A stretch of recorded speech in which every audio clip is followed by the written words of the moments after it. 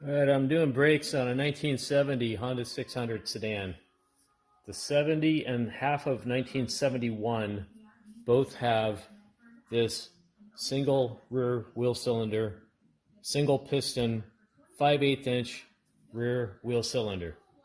The 71, half of 71 and 72 have a dual piston, 11/16 inch wheel cylinder. So the way to get these apart is there's a wire clip on here, and you just get a pair of pliers and pull off the wire clip. And don't lose it. And then you pop off this rubber boot. If you can get it out. Let's see.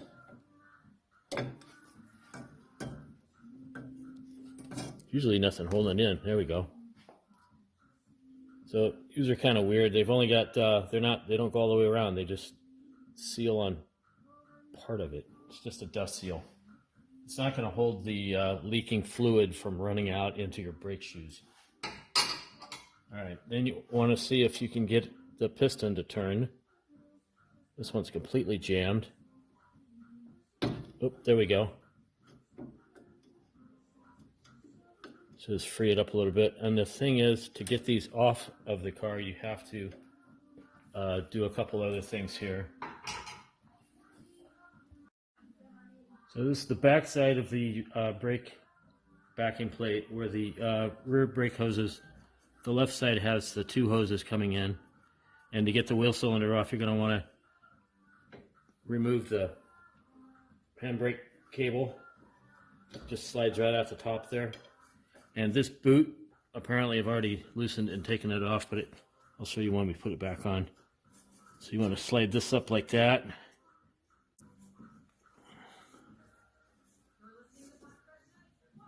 And then take the rubber boot off like that.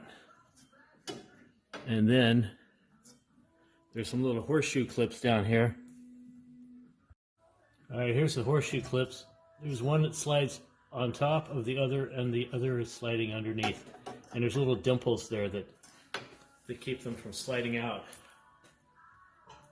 And sometimes they're really tricky to get out of there, so see how it goes.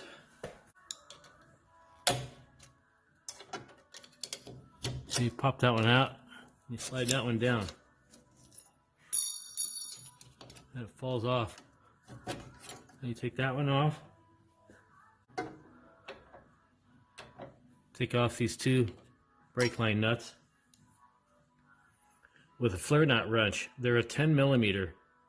They're 10 by 125, and if you damage them, good luck finding another one. All right, so I got a flare nut wrench. And the flare nut wrench is the one there we go. It's got a notch cut out of it. And there's the 10. And hopefully they just open, because it's been sitting here for 25 years.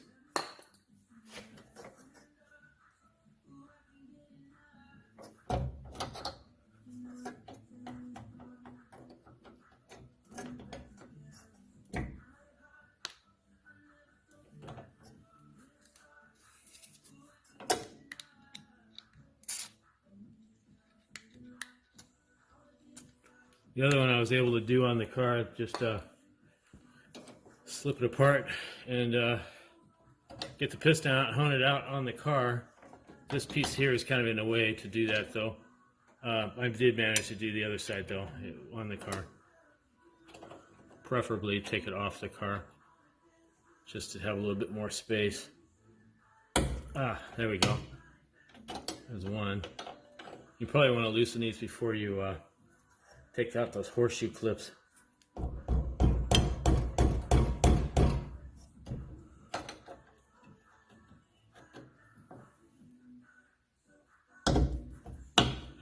Good. That's two. I got the nuts all loosed. They're loosened. And we just take off the wheel cylinder now. I put a trash can underneath it, thanks to the drain on it instead of running on the floor. Which is good news because it's got fluid coming through and it's not jammed up in between somewhere. Alright. So then, All you do is get this out, is slide it down there and take it off the car.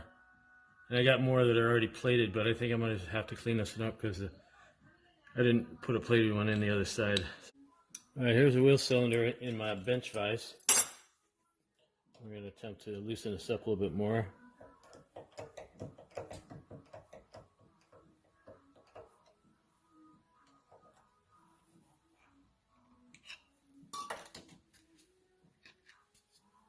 Yeah, there we go. Got popped on out. Let's see, where's my grease rag? Oh well, we'll use this one.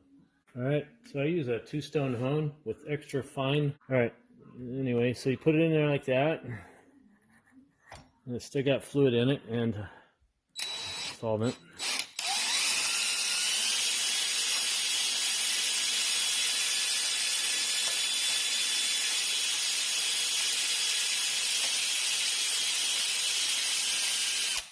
You don't want to do it too much. You just want to get it cleaned up inside so you can see if it's got pits. Because if you got pits, you guys get it sleeved. It'll be leaking all over your brake shoes, and you can't afford new brake shoes. These are very expensive ones. They're not like the regular Civic ones that you. Anyway, you clean out the stuff like that, and you look in there. There you go. Oh, that looks pretty good. That looks pretty good. All right, back to the rebuild.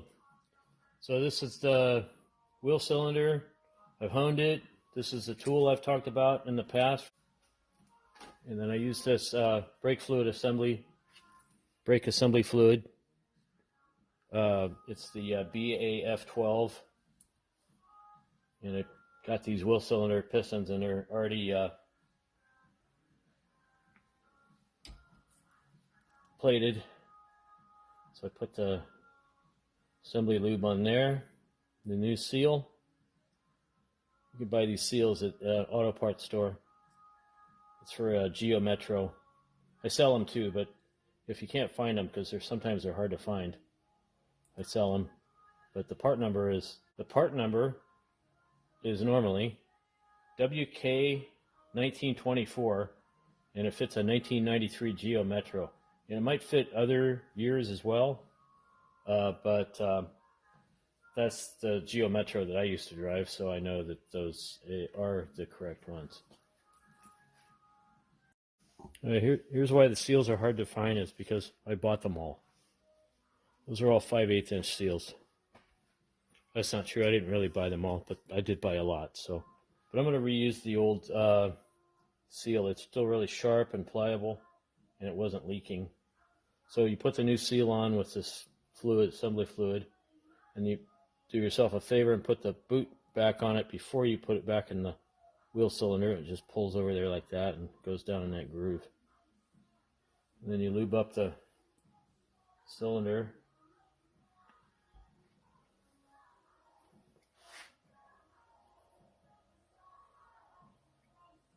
And put some on the piston. Don't need a ton though, it's just for lubrication and keeps it from rusting up on you again. And then you slip that in there. Like that.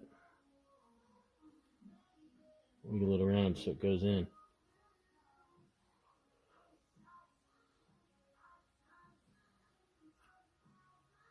And turn that around like that, and then shove it on down in, and then put the wire clip on it.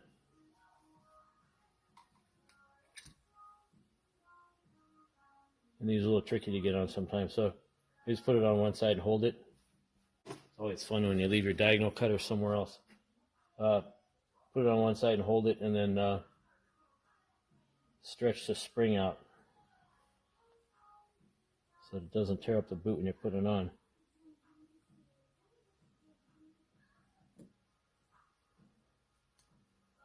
And that's it. It's on. And then move the stuff around so it seats up a little bit better.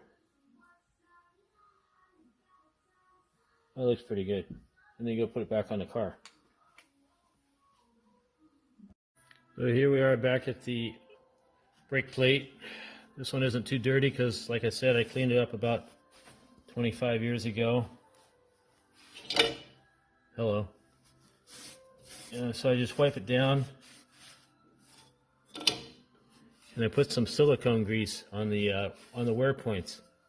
It's here, here, here, there, there, there, and then on this where the wheel cylinder slides in this area here. I put some on there too, so it's slides. You just don't need a ton. You just need just a wee bit. Of course, it's missing, so I'll be right back. All right, so here it is. So this is the stuff I use, Super Lube. I've been using it for like 35, 40 years. If not this, and I was using Sil Glide. So you just want just a little wee bit there and put it on there. And there. A little bit there. You put some on your pivot points.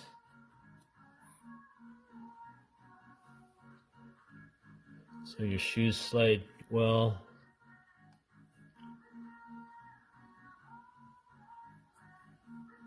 Alright, and then put some on your, because the wheel cylinder rotates on this part. That's for your handbrake. And then a little bit there. You don't need a ton, just, you know, just a light coating, like that. All right. So, what you want to do is, I loosened it with this flare nut wrench, but then I finished removing it with a regular 10 millimeter. So you want to put the part on like that, and then start the brake lines before you put the horseshoe clips in, or you'll never get it, because there's two of them on this side, and they're kind of difficult. As it is, they don't even want to turn, so.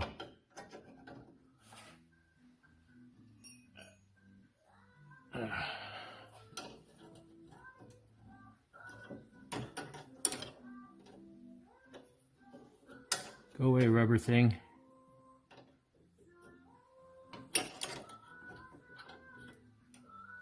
Just want to make sure you don't cross thread them.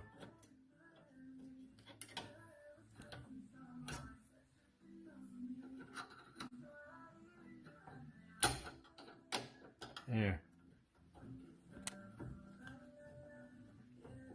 And it's always fun because the brake fluid starts running down your arm.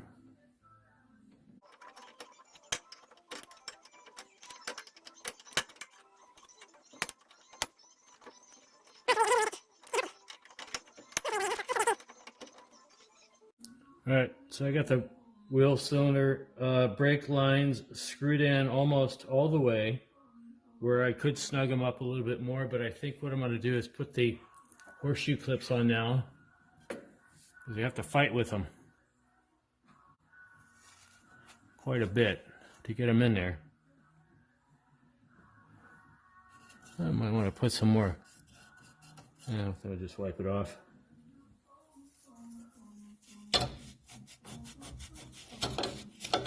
My buddy gives me guff all the time for cleaning my brake parts. He thinks with 10,000 pounds of force, they're going to work. But I like my brake parts clean, relatively, before I go to put stuff together, so that the spring clip, this one here, goes toward the brake arm. Alright, I only got needle nose pliers. Hopefully it'll help.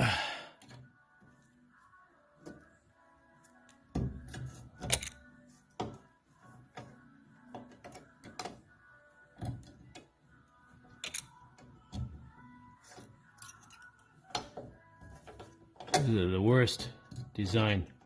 I hate these things.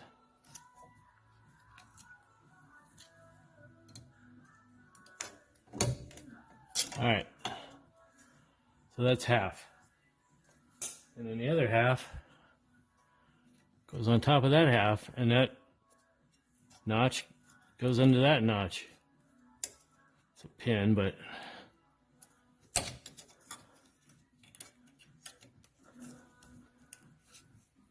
And you'd think it would go together the other way.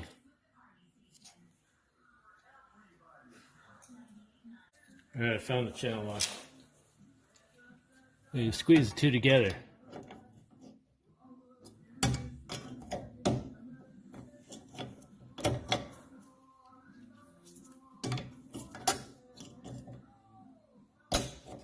So it snaps together like that. And the way it works is this whole thing floats. Huh. All right, let me put the boot back on, and then I'll tighten up the. Hello. There it is. Yeah, force that thing through that.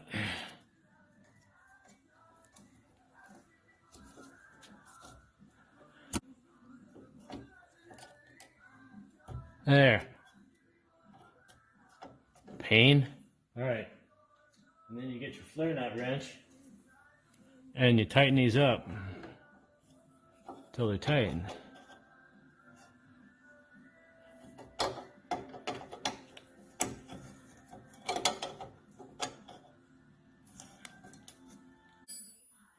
And you can put the brake cable back on now, because if you don't do it now, you're going to forget to do it later. You'll have to take the brake shoes off again, or take out the adjuster or something.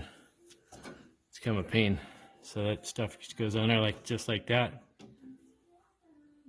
All right, I'm going to clean up the brake shoes like I cleaned up my brake pads on an 80 grit. You got rust on them. They've been sitting for a long time. So I'm going to use some 80 grit. And I'm going to rotate the shoe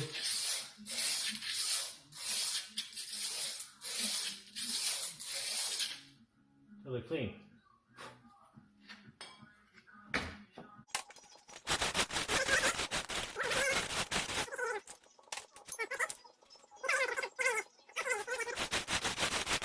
Well, that's not bad.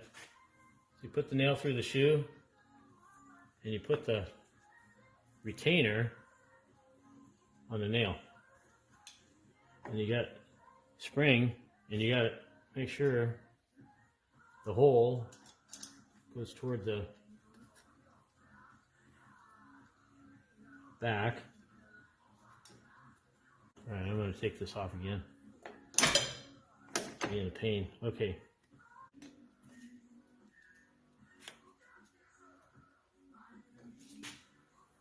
I know that there's a tool for this too.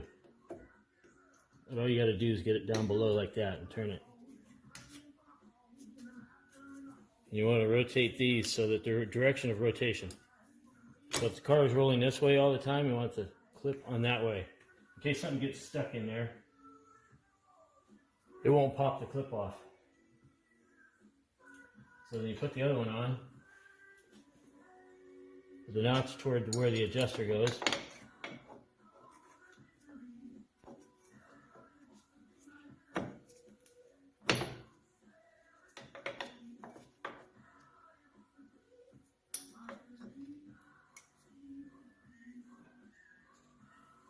I like to depress it like that, hopefully, and I can get it, rotate the nail in the back like that. Okay, so that one's on. And I use my diagonal cutters, except I keep losing them. Oh, there they are. Use the diagonal cutters, put the springs back on. Before you put the spring on this side, you want to put the adjuster in.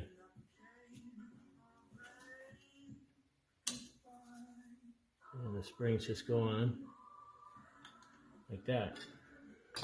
Very easy. And I cleaned up this adjuster, even though my buddy says don't bother. Like I said, I like clean parts. Just like that. And the spring goes on.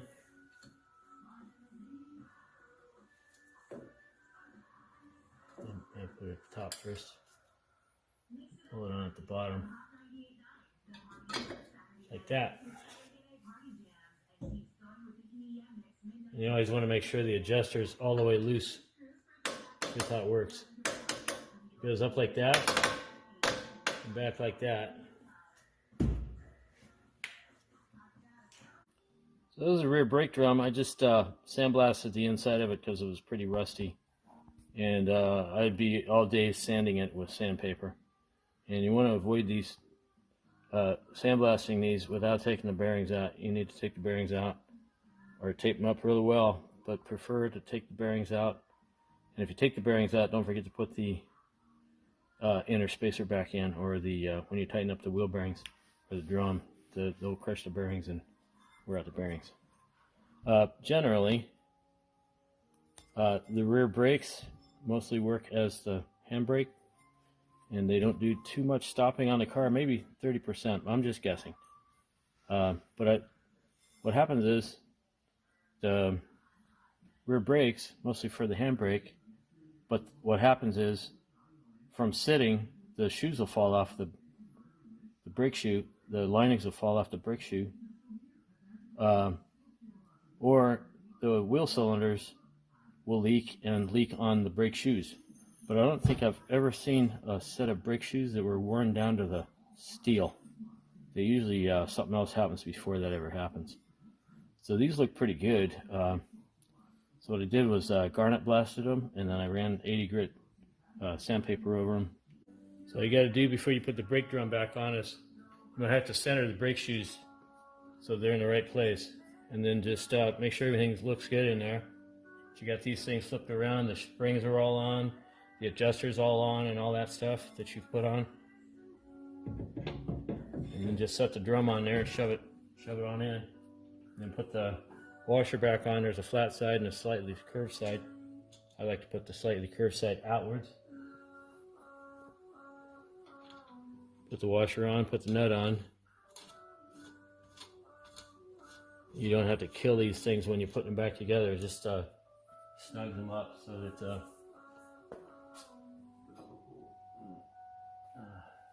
oh, look, the socket, it's in the right place for once. So pay attention to where the cotter pin holes are, because when you tighten it up, they got to line up again. There's one right here. It's going towards 2 o'clock and 7 o'clock. Yeah, I'm right in the middle. Let's see if there's another one. I'm already lined up. There's another one going between 4 o'clock and 10 o'clock. So that's as tight as it needs to be, because you're going to put a cotter pin in it, it's not going to fall off. And then when you're done with that, you go on and put the cotter pin in, then you put the cap back on with the 3 bolts. And then you're done. Then you bleed it out and put the wheels back on. You can hear the drag on the shoe, and the way to adjust these older style brakes is look through the hole with the flashlight and see where the adjuster is in the drum. And you stick a screwdriver through, one bigger than this obviously, and you turn the adjuster until you have a slight drag on the shoe. You can hear it clicking. If you go too tight, it'll make a horrible noise. And if you go too loose, you have to pump the brakes up to make it stop. But I'm going to leave them loose right now, just so I think they're okay there. I don't like them too tight. All right, so that's it for brakes.